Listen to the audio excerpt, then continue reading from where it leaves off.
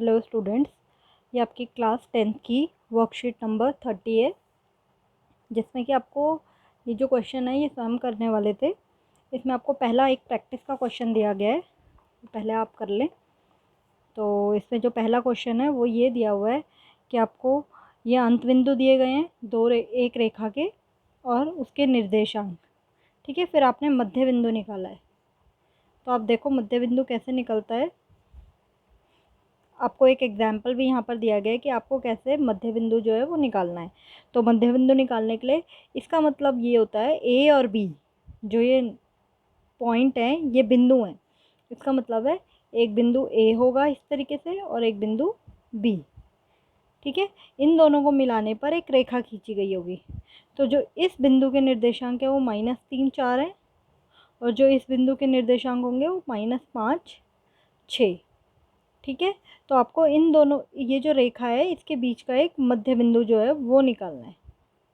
अब उसको ज्ञात करने के लिए हम क्या करते हैं, हम पहले वाली जो निर्देशांक है ए, इसमें इसको मान लेते हैं x1, इसको मान लेते हैं y1, ऐसे यहाँ पर इसको x2 और ये y2, ओके।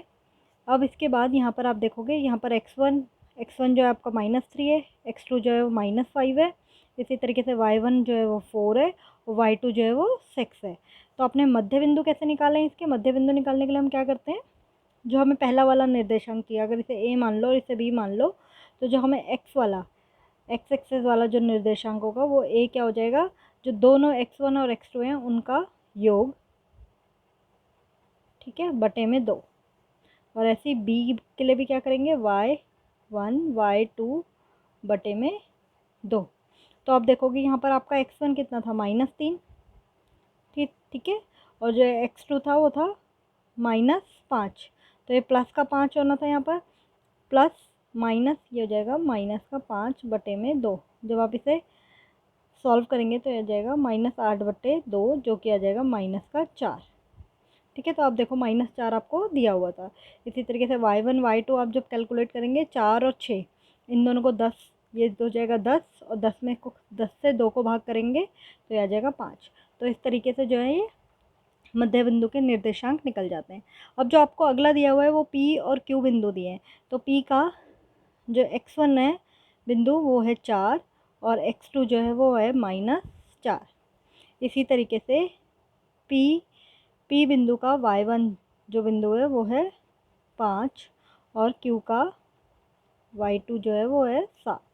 अब हमें क्या करना है, x1 x2 को प्लस करना है, 4 प्लस -4 बटे में 2, ठीक है, निर्देशांक निकालने के लिए। तो आप जब करेंगे तो आप देखोगे 4 में से 4 जाएंगे तो 0 आ जाएगा, ठीक है। इसी तरीके से आप जब इसे करेंगे 5 और 7 बटे में 2 तो ये हो जाएगा 12 बटे 2 जो कि आ जाएगा 6।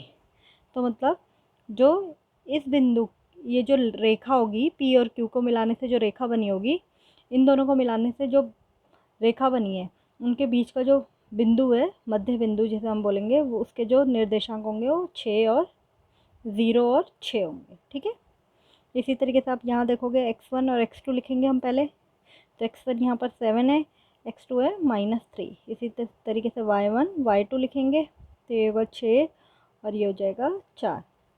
जब आप निकालोगे 7, ठीक है, प्लस और ये हो जाएगा -3 बटे में 2। जब आप निकालोगे 7 में से 3 घटा करेंगे तो ये जाएगा 4 बटे 2 जो कि आ जाएगा 2, ठीक है। यहाँ पर आप अगला निर्देशांक निकालेंगे तो ये जगह 6 + 4 बटे में 2 जो कि हो जाएगा 10 बटे 2 और ये हो गया 5। तो यहाँ पर जो मध्य बिंदु के निर्देशांक है वो हो जाएंगे 2 और 5। इसी तरीके से यहाँ पे आप x1 और x2 निकालेंगे जो कि 2 और 4 है। यहाँ पर y1 और y2 निकालेंगे जो कि 5 और 9 है, ठीक है।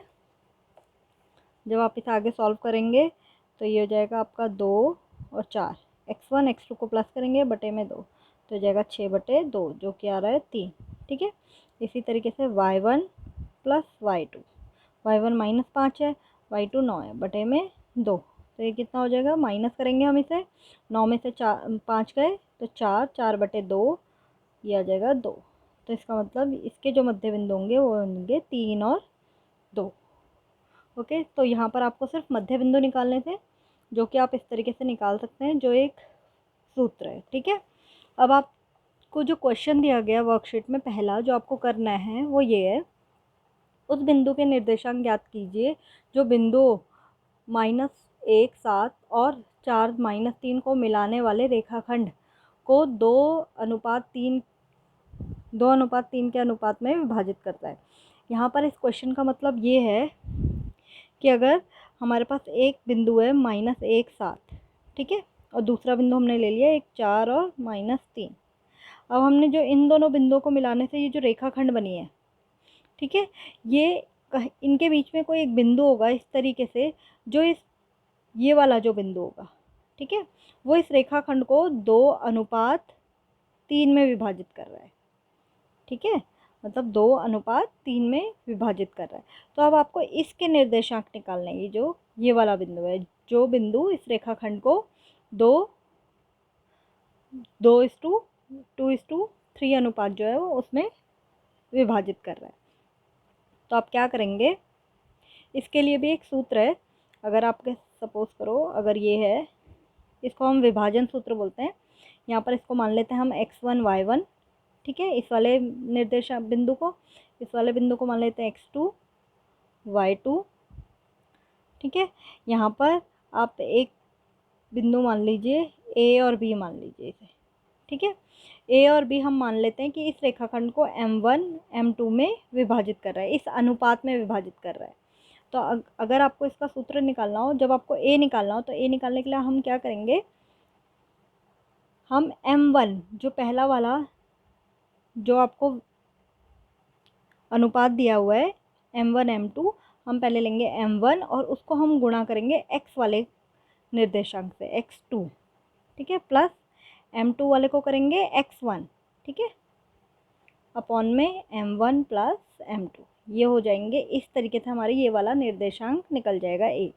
इसी तरीके से अगर हम b निकालेंगे तो हमें सेम करना है, m1 को y2 से गुणा करना है और m2 को y1 से, और ये हो जाएगा m1 प्लस m2। इस तरीके से आपको दोनों निर्देशांक मिल जाएंगे।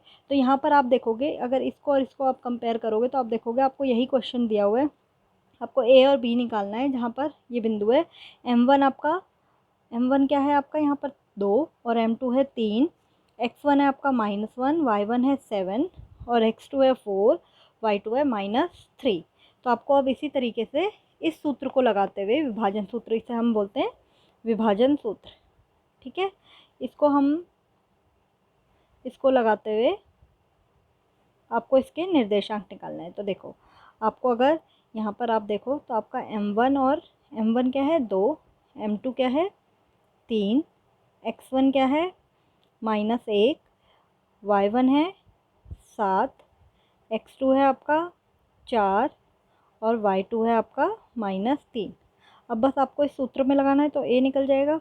m1 है आपका यहाँ पर 2 और x2 जो है वो है 4, ठीक है, प्लस m2 है 3 और x1 है -1 बटे में दोनों m1 प्लस m2, तो m1 है 2, m2 है 3।